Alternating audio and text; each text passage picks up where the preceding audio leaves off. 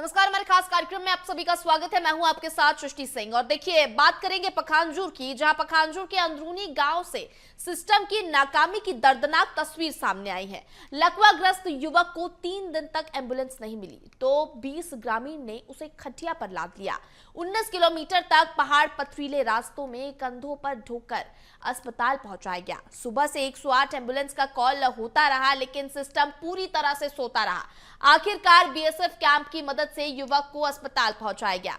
सवाल बड़ा है कि क्या गांव में जिंदगी की कीमत अब भी इतनी सस्ती है कि देखिए एम्बुलेंस जैसी बेसिक सुविधाएं लोगों को नहीं मिल रही है। स्वास्थ्य की इतनी बड़ी बड़ी बातें हम सुनते हैं और नेताओं की ओर से सामने आती हैं, लेकिन जो जमीनी हकीकत है वो किस तरह से लाचारी दिखा रही है वो आप इन तस्वीरों से देखिए और समझिए कि किस तरह से जो ये घटना है इसको लेकर सवाल खड़े हो रहे हैं। और इस पर देखिए जो तमाम जो सवाल है आम जनता के हैं कि जो बेबुनियाद यानी जो आरोप लगते रहे हैं तमाम चीजों को लेकर, और हम बार बार ये देखते हैं कि इस तरह की जो समस्याएं हैं वो सामने आती हैं, ग्रामीणों की ओर से सामने आती हैं, वो सवाल उठाते हैं, वो इसको लेकर मांग करते हैं, लेकिन ये बेसिक सुविधाएं भी उनको उपलब्ध नहीं हो पाती है। तो देखिए ग्रामीण इलाकों में बदहाल स्वास्थ्य व्यवस्था, कैसी इसकी स्थिति बनी हुई है वो तस्वीरें भी हम आपको दिखा रहे हैं, जहां पर देखिए एक मरीज को ढोकर ले जाया जा रहा है और इसी के साथ यहाँ पर कितनी भीषण गर्मी का दौर है और इस वक्त ग्रामीण किस तरह से परेशान हो रहे हैं। यानी अगर किसी को एकदम जान पर बन आए या ज्यादा गंभीर समस्या हो जाए तो उस वक्त एम्बुलेंस का इंतजार करते करते तो आदमी की स्थिति और ज्यादा गंभीर हो सकती है। हमारे आसपास के ब्लॉकों में जहां 108 की एम्बुलेंस, नई एम्बुलेंस पहुंच गई है, स्वास्थ्य मंत्री जी के वादा करने के बाद भी आज तक पखांजूर सिविल अस्पताल में हमारे पास 108 का एम्बुलेंस नहीं है। तो सोच सकते हैं कि इनकी मानसिकता क्या है इस क्षेत्र के लिए, इनकी सोच क्या है हमारे इस परलकोट क्षेत्र के लिए। आज एक एम्बुलेंस नहीं है कि शर्मनाक घटना सामने आई है कि लोग, हमारे जो मरीज है, हमारे आदिवासी भाई, एक खटिया पे ला के कंधे पे ढोक कर उसके यहाँ तक लेके आ रहे हैं। हम इसका कड़ी शब्दों में निंदा करते हैं, निंदा शब्द भी इनके लिए बहुत कम है और चाहते हैं कि इसके लिए जो भी व्यक्ति जिम्मेदार हो, अगर वास्तव में अगर जो भी व्यक्ति जिम्मेदार है, अगर विधायक जी या फिर सांसद जी जरा सा भी सोच इस क्षेत्र के लिए रखते हैं तो तत्काल ऐसे लोगों पर कार्रवाई करें। और तत्काल हम मांग करते हैं कि यहाँ पर एक 108 की व्यवस्था की जाए और जहाँ जहाँ एम्बुलेंस की कमी क्षेत्र में वहाँ तत्काल एम्बुलेंस की व्यवस्था की जाए। देखिए, मरीज की स्थिति जब लाया गया था बहुत ही गंभीर था। मरीज का ब्लड प्रेशर बहुत डाउन था, इन्फेक्शन है, साथ में पेशाब करने में दिक्कत है, मरीज को पेशाब बिल्कुल भी नहीं हो रहा था और साथ में इलेक्ट्रोलाइट इम्बैलेंस था। तो अभी डॉक्टरों की टीम ने इनका इलाज तुरंत किया, पेशाब का पाइप डाला, स्थिति अभी थोड़ी सी बेहतर हुई है, लेकिन पेशेंट अभी भी बीमार है और आगे की चिकित्सा के लिए हम बड़े अस्पताल भेजने की तैयारी कर रहे हैं। ये जो क्षेत्र है अति संवेदनशील क्षेत्र है, जिसके कारण विकास काम रुक गया था, हो नहीं पा रहा था। अभी नक्सल मुक्त हुआ है और विकास काम शुरू हुआ है। अभी रोड घाट सारे जगह स्वीकृत हुआ है, बनना भी शुरू हुआ है। रोड की समस्या इस प्रकार से दूर हो जाएगी। और बाकी अभी हमने कुछ दिन पहले स्वास्थ्य मंत्री जी से मिलने के लिए गए थे, यहाँ की स्थिति को से अवगत कराई उनको। तो देखिए बेसिक सुविधाओं के लिए ग्रामीण परेशान हो रहे हैं, बार बार मांग उठा रहे हैं, लेकिन सुनने वाला कौन है? कोई नहीं। और इसी पर हमारे साथ जुड़ रहे हैं राजदीप हलदार, जो कि मंडल अध्यक्ष हैं कांग्रेस पार्टी से। राजदीप, आपसे जानेंगे, देखिए जो जमीनी हकीकत है वो कितनी बदहाल है, वो तस्वीरें भी हम अपने दर्शकों को दिखा रहे हैं, क्योंकि जो बेसिक सुविधा है, एम्बुलेंस जैसी सुविधा नहीं मिल रही है लोगों को। सरकारी अपार पखांजूर अस्पताल पर निर्भर है और पिछले 1 साल से इस अस्पताल में एम्बुलेंस नहीं है और पिछले 1 साल से इन लोग इधर से उधारी का एम्बुलेंस लेके काम चला रहे थे और पिछले 3 महीने से स्थिति इतनी खराब है कि एक भी एम्बुलेंस की व्यवस्था नहीं है। हमने लगातार धरना प्रदर्शन किया, आंदोलन किया। इनके भारतीय जनता पार्टी के स्वास्थ्य मंत्री जी ने वादा भी किया था कि हम एम्बुलेंस देंगे और इसको लेकर बीजेपी के जो बड़े नेता है बड़ा पोस्टरबाजी भी किए थे, फोटोबाजी भी किए थे, लेकिन आज तक वो चीज हवा ही निकला। आज तक एम्बुलेंस का कोई अता पता नहीं है। और हाल ये है कि आज इतने दूरस्थ क्षेत्रों से आदिवासी अंचल है, हमारे आदिवासी भाई खटिया पे आज अपने परिजन को, मरीज को ढोकर 20-20 किलोमीटर चल के यहाँ तक आ रहे हैं। उसके बावजूद भी सरकार को शर्म नहीं। भारतीय जनता पार्टी से अगर सवाल पूछो तो वो कहते हैं कि यहाँ रोड का काम नहीं है, विकास का काम चल रहा है, मुद्दे से भटक जाते हैं ये लोग। और लगातार हमारा पूरा जो क्षेत्र है 500 गांव का ये क्षेत्र है, लगातार पिछले 1 साल से एम्बुलेंस की कमी से जूझ रहा है। ठीक है, हमारे साथ हरपाल सिंह भी जुड़ रहे हैं जो कि अध्यक्ष हैं क्रांतिकारी विचार मंच के। हरपाल, आपसे मैं जानना चाहूंगी कि देखिए काफी लंबे समय से स्थिति है जहां पर एम्बुलेंस जैसी सुविधा लोगों को नहीं मिल पा रही है। जी देखिए, अभी जो मामला सामने में आया है, जो बिना गुंडा गांव से जो है एक व्यक्ति को जिस तरीके से लकवाग्रस्त व्यक्ति को जो है खाट में जो है लेकर आए और 19 किलोमीटर दूर पैदल चलकर, तो यहाँ पर इससे ये पता चलता है कि जो वर्तमान में भाजपा की सरकार है तो जिम्मेदारी भी भाजपा के लोगों की है। तो इससे ये पता चलता है कि हमारे क्षेत्र में जो स्वास्थ्य की जो भी सुविधाएं हैं वो इतनी लचर बन चुकी है ना, कि जिस तरीके से इनको पैदल चलकर आना पड़ रहा है, एक एम्बुलेंस की व्यवस्था नहीं है। जैसा कि मरीज के बेटे ने भी बताया कि 3 दिन से हम बात कर रहे थे 108 के लिए। मैं आपको ये बताना चाहूंगा मैडम कि अभी मैंने सुना है जो जिला पूर्व अध्यक्ष मोनिका शाह जी कह रही थी कि वहां पर नक्सली क्षेत्र था, अब नक्सली मुक्त हो गया है, सड़कें बनेंगी। तो मैं आपको ये बताना चाहूंगा कि पखानजूर के आसपास क्षेत्र, खास करके यहाँ पर भी एम्बुलेंस के लिए अगर हम फोन लगाते हैं अगर, तो यहाँ पर भी एम्बुलेंस से पता चलता है कि एम्बुलेंस यहाँ पर है नहीं, कई बार एम्बुलेंस खराब रहती है। हाँ। ये तो अंदर की बात है। हाँ। तो बहुत ही बेकार स्थिति हो गई है। अभी हाल ही में 1 महीना पहले ही भाजपा के कार्यकर्ताओं ने, जो नेताओं ने पखानजूर के सिविल अस्पताल में ताला लगाया था यहाँ की लचर व्यवस्था को देखते हुए। ये भाजपा के लोगों को भी पता है कि कितनी ही बेकार स्थिति है हमारे परलकोट में। यानी अवेयर हैं लेकिन इस पर फिर भी कोई एक्शन नहीं ले रहा। राजदीप जी, एक बार फिर से आपके पास आऊंगी और आपसे जानूंगी कि क्या आपने जैसे बताया कि काफी लंबे समय से परेशानी है, विपक्ष के नाते आपका भी फर्ज बनता है कि आप सरकार पर प्रेशर बनाए। जब तक आप प्रेशर नहीं बनाएंगे वो काम को लेकर जागरूक नहीं होंगे, या हो सकता है कि उन्हें उस बारे में पता हो लेकिन वो उसको उतना सीरियस नहीं ले रहे हैं। अब देखिए, अगर मरीजों को इस तरह से लेके जाएगा, कई बार अगर क्रिटिकल कंडीशन होगी तो मरीज की तो वहीं जान चली जाएगी। आपकी तरफ से क्या प्रयास किए गए अब तक? पिछले 6 महीने पहले 8 दिनों तक लगातार धरना प्रदर्शन किया था। अनिश्चितकालीन हमारा धरना प्रदर्शन था। इनके ही सांसद के कहने पर इनके जो प्रशासन के लोग हैं, यहाँ के डीएम है, यहाँ के पीएमओ है और जो तमाम पुलिस के बड़े अधिकारी, सबने मिलकर हमको आश्वासन दिया, विधायक जी की तरफ से, मंत्री जी की तरफ से, सांसद जी की तरफ से, लेकिन आज तक उस आश्वासन पर कोई काम नहीं आया। हमारे यहाँ तो सांसद जी लापता सांसद है, वो क्षेत्र में कभी दिखते नहीं है। और उनके यहाँ के जो विधायक जी है वो आते लेकिन उनको टूर पैकेज मिला हुआ है, टूर पैकेज घूमने के लिए परलकोट में आते हैं। विकास कार्य के नाम से इनके पास कोई काम अभी इनके विधायक की लगातार हमारी मांग बनी है। लगातार धरना के माध्यम से, ज्ञापन के माध्यम से, प्रदर्शनों के माध्यम से हम सरकार पर दबाव बनाए हुए हैं, लेकिन लगता है कि ये सरकार पूरी तरीके से कुंभकर्ण नींद में चली गई है, जागना ही चाहती है। राजदीप जी आपसे और हरपाल जी आपसे, आप दोनों से ही मैं अनुरोध करना चाहूंगी कि देखिए हम भी अपने माध्यम से जागरूक करने का प्रयास कर रहे हैं कि इस तरह की जो स्थिति है वो ना आगे बने और जो लोगों को बेसिक सुविधाएं कम से कम वो तो मिल सके। क्योंकि देखिए एम्बुलेंस जैसी सुविधाएं, जिस देश में हम स्वास्थ्य की इतनी बड़ी बड़ी बातें सुनते हैं, इतने बड़े बड़े दावे सुनते हैं, वहां पर अगर जमीनी हकीकत ये सामने आएगी तो बेहद ही गंभीर है, चिंताजनक है। मैं आप दोनों से अनुरोध करूंगी कि देखिए इस तरह के जो मामले उठते हैं तो आप भी अपनी तरफ से प्रेशर बनाइए, आप भी इस तरह से जो आम जनता है उनका सहयोग करिए, जिससे इन तरह के मुद्दों को लेकर, इन तरह की चीजों को लेकर एक्शन उठ सके और लोगों को इस तरह की परेशानियां ना हो। आप दोनों का ही हमारे साथ जुड़ने के लिए बहुत धन्यवाद। राजदीप जी आपका बहुत धन्यवाद, हरपाल जी आपका भी बहुत धन्यवाद हमारे साथ जुड़ने के लिए और चर्चा पर जानकारी साझा करने के लिए। बात करते हैं मंडला की, जहां मंडला में पोषण आहार संयंत्र पर ताला लटका है। अब सैकड़ों परिवारों की भूख की कहानी बन गया है। जो प्लांट कुपोषण से लड़ने का हथियार था वही आज सिस्टम की लापरवाही से ठप पड़ा है। संयंत्र बंद होने से स्व सहायता समूह से जुड़ी सैकड़ों महिलाओं की रोजी रोटी छिन गई है। 6-7 साल से काम कर रही इन महिलाओं के सामने अब घर चलाना भी मुश्किल हो गया है। हालात ये है कि 9 जिलों तक जाने वाला पोषण आहार भी प्रभावित हो रहा है। सवाल यह है कि आखिर जिम्मेदारों की खामोशी कब टूटेगी और ये सिस्टम कब जागेगा।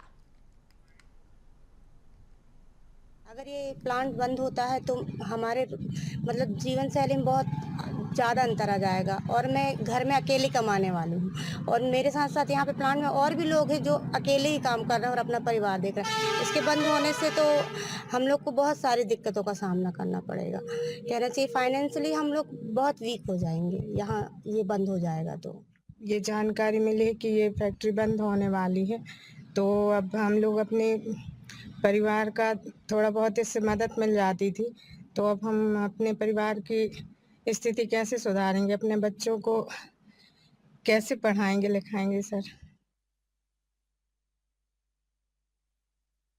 तो देखिए, प्रशासन की चुप्पी पर इससे सवाल उठ रहे हैं क्योंकि परिवारों के सामने अब रोजी रोटी का संकट मंडराता हुआ नजर आ रहा है। और ज्यादा जानकारी के साथ हमारे साथ अमित सेन जुड़ रहे हैं, संवाददाता। पहले उनसे जानते हैं स्थिति के बारे में। अमित, पहले मैं आपसे इस पूरी खबर पर अपडेट लेना चाहूंगी कि देखिए, प्लांट बंद होने की बात हो रही है, लेकिन क्या कोई वैकल्पिक ऑप्शन है, क्योंकि कई लोगों की रोजी रोटी का सवाल है। जी बिल्कुल, मंडला जिले का जो आमा नाला है सिर्फ पोषणाहार प्लांट है, वहीं उसके बंद होने की आशंका ने करीब बताना चाहिए कि 70 महिलाओं की रोजी रोटी पर संकट खड़ा कर दिया है। और वहीं रविवार को प्लांट में काम करने वाली जो महिलाएं हैं वो फैक्ट्री गेट के बाहर उन्होंने जमकर प्रदर्शन भी किया और नारेबाजी भी की और साफ शब्दों में मांग भी रखी गई उनके द्वारा कि किसी भी हाल में इस संयंत्र को बंद न किया जाए। और महिलाओं का ये भी कहना है कि ये प्लांट सिर्फ एक कार्यस्थल नहीं बल्कि उनके परिवारों की आर्थिक रीढ़ भी है। जी बिल्कुल। और देखिए, कई महिलाएं भी हैं, जैसे हम उनकी प्रतिक्रिया सुन रहे हैं, उनका कहना है कि घर में अकेली वो कमाने वाली हैं, तो अगर इस तरह से रोजी रोटी का संकट गहराता है, कैसे पालन पोषण करेंगी वो? जी बिल्कुल, वही पोषणाहार जो संयंत्र है वो 30 मार्च से इसका जो काम है पूरी तरह से ठप पड़ा हुआ है। अप्रैल महीने भर में महिलाएं किसी स्पष्ट सरकारी आदेश का इंतजार करती रही, लेकिन जब कोई ठोस फैसला उनका नहीं निकला तब भी सड़क पर उतरने को मजबूर हो गई है। वहीं इस पूरे मामले में एक और बड़ी बात सामने आ रही है, जहां महिला एवं बाल विकास विभाग के अनुसार आंगनबाड़ी केंद्रों में पिछले 1 महीने से जो पोषण आहार की सप्लाई बंद ही पड़ी हुई है, यानी इसका असर भी सिर्फ 70 महिलाओं तक सीमित नहीं रह गया है बल्कि जिले के सैकड़ों बच्चों और माताओं पर भी पड़ रहा है। हालांकि और उसमें हैरान करने वाली बात यह भी है कि जिम्मेदार अधिकारी इस मुद्दे पर कैमरे के सामने कुछ भी बोलने से ही बच रहे हैं। और सवाल यह भी उठता है कि जब हालत इतनी गंभीर है तो आखिर अधिकारी खुलकर सामने भी नहीं आ रहे हैं। और भाई ये प्लांट साल 2019 में महिलाओं को आत्मनिर्भर बनाने को उद्देश्य शुरू किया गया था, जहां तैयार पोषण आहार मंडला के अलावा जबलपुर, डिंडोरी, सिवनी, बालाघाट और छिंदवाड़ा जिलों के जैसे आंगनबाड़ी केंद्रों में सप्लाई किया जाता है। जी। और वही संयंत्र के जो 10 गांवों की महिलाएं हैं, बरबसपुर है, खुड़िया है, रसैया दो, जैसे बहुत सारे ऐसे गाँव हैं जहाँ स्व सहायता समूहों की महिलाएं काम कर रही हैं। जी बिल्कुल अमित। और देखिए, ये जानकारी कब से मिली है कि ये प्लांट बंद होने वाला है? जी बिल्कुल, ये मार्च में ही इसकी घोषणा की गई थी बंद के लिए, और अभी भी जैसा कि पता किया गया तो अभी भी बंद ही चल रहा है। और वही प्रदर्शन करी जो महिलाएं हैं उनका भी कहना है कि उनकी ऊपर पूरे परिवार की भी जिम्मेदारी है। वहीं बच्चों की पढ़ाई, घर का खर्च, बुजुर्गों की देखभाल, सब कुछ इसी रोजगार पर निर्भर है उनका। अगर ऐसे में प्लांट बंद होता है, ये भी बताया जा रहा है कि 9 जिलों में पोषण प्रभावित होने वाला है, यानी पोषण आहार प्रभावित होने वाला है, तो उसके लिए क्या ऑल्टरनेट ऑप्शन है? जी बिल्कुल, बताना चाहूंगा कि ये जो सूत्रों की जानकारी भी लग रही है तो प्रदेश भर में जो पोषण आहार जो संयंत्र के जो खुले हुए हैं और ये घाटे में चल रहे हैं और इनके संचालन को महिला एवं बाल विकास विभाग को सौंपने की तैयारी भी चल रही है जैसा कि। लेकिन संभावित बदलाव की भी सबसे बड़ा सवाल यही उठ रहा है कि क्या इन महिलाओं का रोजगार सुरक्षित रह पाएगा या नहीं। फिलहाल कोई भी आधिकारिक आदेश सामने वैसे नहीं आया है, लेकिन ये महिलाएं जो है अपने हक और रोजगार को बचाने के लिए संघर्ष कर रही है। जी महिलाओं की तरफ से क्या कोई प्रदर्शन वगैरह भी किया गया है? जी बिल्कुल, रविवार के दौरान प्रदर्शन किया था, नारेबाजी की गई थी और इनका सब साफ कहना है कि संयंत्र को चालू किया जाए, बंद ना किया जाए। जी बिल्कुल। और देखिए, साफ तौर पर उनकी मांग रहेगी क्योंकि कहीं ना कहीं उनके परिवार इससे प्रभावित होंगे और जिस तरह से कई महिलाएं जो अपना घर भी चला रही हैं वो भी इससे प्रभावित होंगी। तो एक वैकल्पिक ऑप्शन जरूर इन महिलाओं को देना चाहिए जिससे वो इतना परेशान ना हो, जिससे उनके पास ऑप्शन हो कि अपनी रोजी रोटी वो कमा सकें, अपने घर परिवार का ध्यान रख सकें। इसी के साथ अमित, बहुत धन्यवाद आपका हमारे साथ जुड़ने के लिए और पूरी जानकारी और चर्चा के लिए। बात करते हैं कोरिया की, जहां कोरिया के सोनहत क्षेत्र में प्रधानमंत्री ग्राम सड़क योजना के तहत बन रही रिटेनिंग वॉल में घटिया काम वॉल से भरी अनियमितताएं सामने आई हैं। सोनहत रामगढ़ मार्ग से कछाड़ी पहुंच मार्ग पर करीब 16 किलोमीटर के निर्माण कार्य में घटिया सामग्री और गलत अनुपात के इस्तेमाल के आरोप है, जिससे दीवार भुरभुरी हो रही है और उसमें दरारें भी दिखाई दे रही हैं। निर्माण में सरिया नहीं लगाने और कमजोर बेस जैसी खामियों के बावजूद जिम्मेदार अधिकारी चुप्पी साधे हुए हैं, जिससे ठेकेदार की मनमानी पर अब सवाल खड़े हो रहे हैं। तो देखिए, 16 किलोमीटर के प्रोजेक्ट पर सवाल खड़े हो रहे हैं, ठेकेदार की मनमानी इससे उजागर हुई है और अनियमितताएं जिस तरह से सामने आई हैं इसको लेकर भी अब कई सवाल खड़े हो रहे हैं। तो देखिए, सड़क निर्माण को लेकर ये घटिया निर्माण सामने आया है जिसकी वजह से लोग परेशान हो रहे हैं। सवाल उठ रहे हैं कि आखिर इस तरह की घटिया सामग्रियां क्यों यहां पर यूज की गई, जिसके बाद जो स्थिति है वो बार बार खराब हो रही है, इसके बावजूद यहां पर इस तरह का जो सामान है वो यूज किया गया। तो देखिए, कोरिया के सोनहत क्षेत्र में प्रधानमंत्री ग्राम सड़क योजना के तहत बन रही रिटेनिंग रिटेनिंग वॉल में घटिया काम वॉल से भरी अनियमितताएं सामने आई हैं। सोनहत रामगढ़ मार्ग से कछाड़ी पहुंच मार्ग पर करीब 16 किलोमीटर के निर्माण कार्य में घटिया सामग्री और गलत अनुपात के इस्तेमाल के आरोप है, जिससे दीवार भुरभुरी हो रही है और उसमें दरारें भी दिखाई दे रही हैं। निर्माण में सरिया नहीं लगाने और कमजोर बेस जैसी खामियों के बावजूद जिम्मेदार अधिकारी चुप्पी साधे हुए हैं, जिससे ठेकेदार की मनमानी पर भी अब सवाल खड़े हो रहे हैं। तो देखिए, कोरिया में सड़क निर्माण में ये बड़ा घोटाला सामने आया, जिससे साफ तौर पर अब सवाल खड़े हो रहे हैं। ठेकेदार की मनमानी पर तो सवाल खड़े ही हो रहे हैं, लेकिन उसके बाद भी अब प्रशासन और सरकार पर भी सवाल खड़े हो रहे हैं कि आखिर इसकी प्रॉपर मॉनिटरिंग क्यों नहीं की गई। ठेकेदार अगर इस तरह से अपनी मनमानी करेंगे तो आखिर ये आगे जो स्थिति है इसका जिम्मेदार कौन होगा। ये तमाम तरह के जो सवाल हैं वो लगातार खड़े हो रहे हैं। देखिए, रिटेनिंग वॉल में घटिया काम यहाँ पर किया गया, ठेकेदार की मनमानी साफ तौर पर यहाँ उजागर हुई है। 16 किलोमीटर प्रोजेक्ट पर यहाँ सवाल खड़े हो रहे हैं। तो सड़क निर्माण को लेकर ये अनियमितताएं सामने आई हैं। सड़क निर्माण में ये बड़ा घोटाला सामने आया है। तो देखिए, अनियमितताओं को लेकर अब लोगों के भी सवाल हैं कि आखिर कब तक इस तरह का निर्माण कार्य किया जाएगा, क्योंकि एक तरफ आश्वासन दिया जाता है और एक तरफ बातें कही जाती हैं कि तमाम सुविधाएं जो है मुहैया कराई जाएंगी, इन तमाम चीज़ों को लेकर जो अवेलेबिलिटी है लोगों को वो मिलेगी, लेकिन जब वो कार्य होता है तो उसकी जो स्थिति है, जो उसकी तस्वीरें हैं वो कुछ और ही सामने आती हैं। और ये एक और ऐसी तस्वीर सामने आई है जहां पर ठेकेदार की मनमानी देखने को मिली है, जिसकी वजह से देखिए सड़क निर्माण में बड़ा घोटाला सामने आया है। रिटेनिंग वॉल में घटिया काम किया गया है और ये जो तस्वीरें हैं ये साफ बताती है कि किस तरह से निर्माण कार्य में अनियमितताएं सामने आई हैं। इससे तमाम तरह के सवाल खड़े हो रहे हैं और इससे प्रशासन पर भी सवाल खड़े हो रहे हैं, इससे सरकार पर भी सवाल खड़े हो रहे हैं, क्योंकि अगर ठेकेदार इस तरह से काम को ले रहे हैं, और देखिए बड़ा भ्रष्टाचार का भी सवाल यहाँ पर खड़ा होता है, क्योंकि बार बार जो फंड्स है वो कहे जाते हैं सरकार की ओर से किए जाते हैं कि इन तमाम योजनाओं के लिए, तमाम जो निर्माण कार्य हैं इनके लिए इतनी राशियां स्वीकृत की गई हैं। और जब राशियां भी स्वीकृत की जाती है, जब फंड्स भी प्रॉपर आते हैं, तो आखिर कमियां कहाँ रह जाती है, ये बड़ा सवाल है।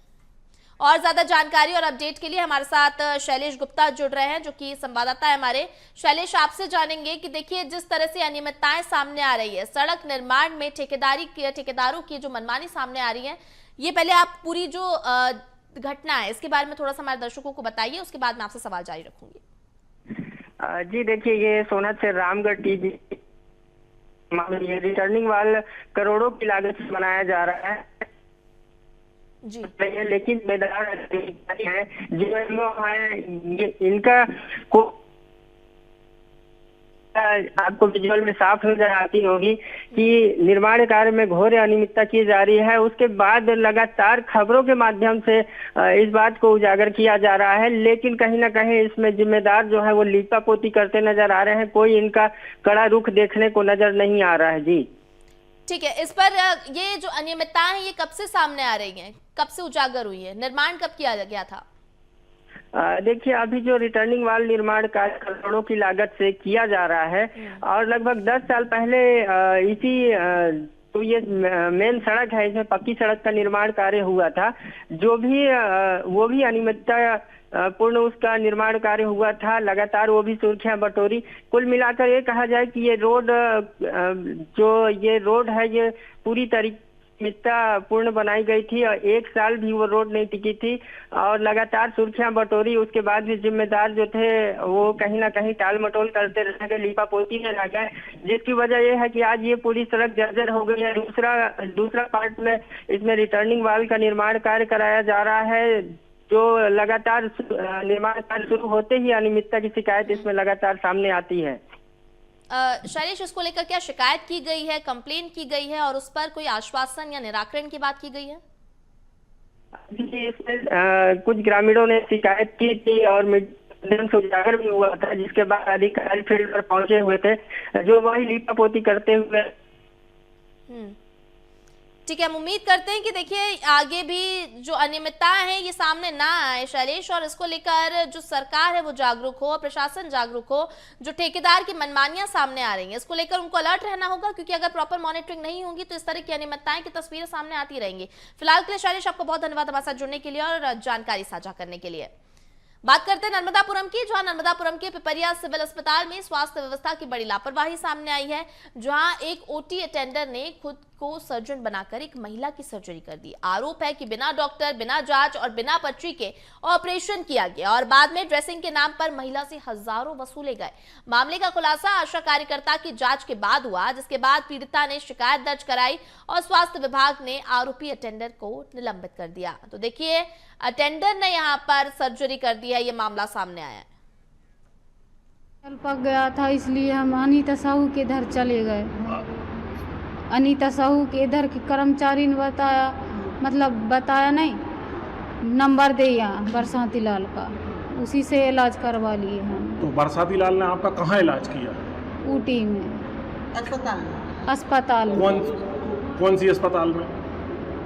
सरकारी अस्पताल में। तो हमारी पत्नी का बहुत ही ज़्यादा आचर ज़्यादा पक गया था, तो हमने सोचे कि कोई प्राइवेट जगह पे जाकर पूछ लें कुछ कि इसका कैसे क्या होगा। तो हम अनीता साहू की इधर लगाए, तो मैडम ने दवाई लिखी और बोली कि हम किसी अच्छी जगह पे जाके इसका ऑपरेशन या जो भी है आप करवा लो। बोले ज़्यादा तकलीफ़ है उसको। तो हम आए तो वहीं पे एक भैया थे, उन्होंने बताया कि तुम्हारा 1000-1500 रुपये में काम हो जाएगा सरकारी अस्पताल में। संगीता नाम की महिला है जो कि सिंगानामा की रहने वाली हैं। इनकी आशा द्वारा इनको लाया गया था, तो पता चला कि अपने बच्चे को एक ही स्तनपान से दूध पिला पा रही हैं। दूसरा जब देखा गया डॉक्टर सौम्य रघुवंशी सर द्वारा, तो पता चला कि महिला ने कंप्लेन की कि उसको यहाँ के जो ओटी अटेंडर है बरसाती लाल, उसने चीरा लगा के ब्रेस्ट से कोई पस निकाला है। फिर जब महिला हमारे पास आई, हमने उससे पूछताछ की, तो उसने हमें रिटन में दिया भी है उसके और उसके पति ने कि बरसाती लाल जो पिपरिया सिविल अस्पताल में ओटी अटेंडर है, वो महिला को ओटी में ले जाके बार बार सफाई के नाम पे उसको चीरा लगाता रहा, पस निकालता रहा और उससे हर एक विजिट के 1000 से 1500 रुपये की मांग करता रहा। तो देखिए, बिना डॉक्टर महिला की सर्जरी का ये मामला सामने आया नर्मदापुरम से। यानी स्वास्थ्य व्यवस्था की क्या स्थिति है, या आप साफ तौर पर समझिए। अब आखिर जो मरीज है, जो हॉस्पिटल आ रहे हैं, वो भरोसा करे तो करे किस पर? क्योंकि देखिए, एक तरफ उनसे वसूली भी की जाती है, उसके बाद उनको ये भी श्योरिटी नहीं रहती है कि जो उनका इलाज कर रहा है वो सच में एक प्रोफेशनल है या नहीं। इसी के साथ हमारे इस खास कार्यक्रम में फिलहाल इतना ही। मुझे दीजिए इजाजत। आप देखते रहिए BSTV। नमस्कार।